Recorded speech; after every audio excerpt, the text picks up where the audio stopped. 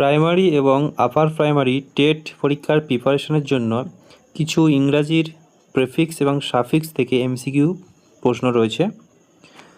দেখো প্রথম প্রশ্ন কি বলছে, choose the correct prefix to make the word regular negative.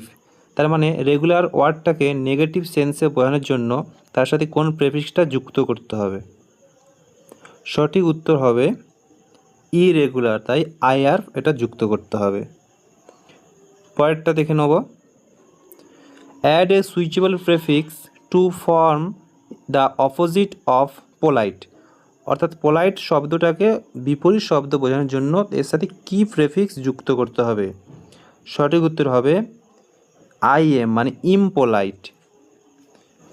What is the verb form of the word beauty. অর্থাৎ beauty শব্দটির ভার্ব ফর্ম কোনটি হবে। সঠিক উত্তর হবে beautify. Which suffix should be added to the word manage to make it a noun. অর্থাৎ manage শব্দটাকে noun তৈরি করার জন্য এর সাথে কোন সাফিক্স যুক্ত করতে হবে। সঠিক উত্তর আসবে এখানে ম্যানেজমেন্ট, অর্থাৎ মেন্ট শব্দটি যুক্ত হবে।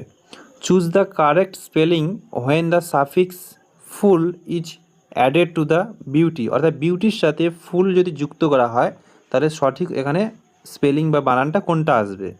তাহলে সঠিক উত্তর হবে বিউটিফুল, এখানে টিআই আসবে, এফ ইউ একটা এল বসবে। Choose the correct prefix for the word understand to mean to understand wrongly. অর্থাৎ আন্ডারস্ট্যান্ড শব্দটিকে ভুল বোঝানোর জন্য, অর্থাৎ ভুল বোঝাবুঝি এরকম বোঝানোর জন্য এর সাথে কী প্রেফিক্স যুক্ত করা হয়। সঠিক উত্তর হবে মিস, অর্থাৎ মিস আন্ডারস্ট্যান্ড এই শব্দটির মানে হচ্ছে ভুল বোঝাবুঝি। সাতের প্রশ্ন, identify the root word in happiness. Happiness শব্দটির মধ্যে রুট ওয়ার্ড কী রয়েছে, মূল শব্দ কী রয়েছে। সঠিক উত্তর হবে হ্যাপি। হ্যাপি হচ্ছে মূল শব্দ, সেখান থেকে হ্যাপিনেস শব্দটি এসেছে। আটের প্রশ্ন, what is the noun form of the verb arrive. Arrive শব্দটির নাউন ফর্ম কী হবে। সঠিক উত্তর হবে অ্যারাইভাল। পরের প্রশ্ন, which prefix is use to make the opposite of literate. Literate শব্দটির বিপরীত শব্দ বোঝানোর জন্য কোন প্রেফিক্স ব্যবহার করা হয়।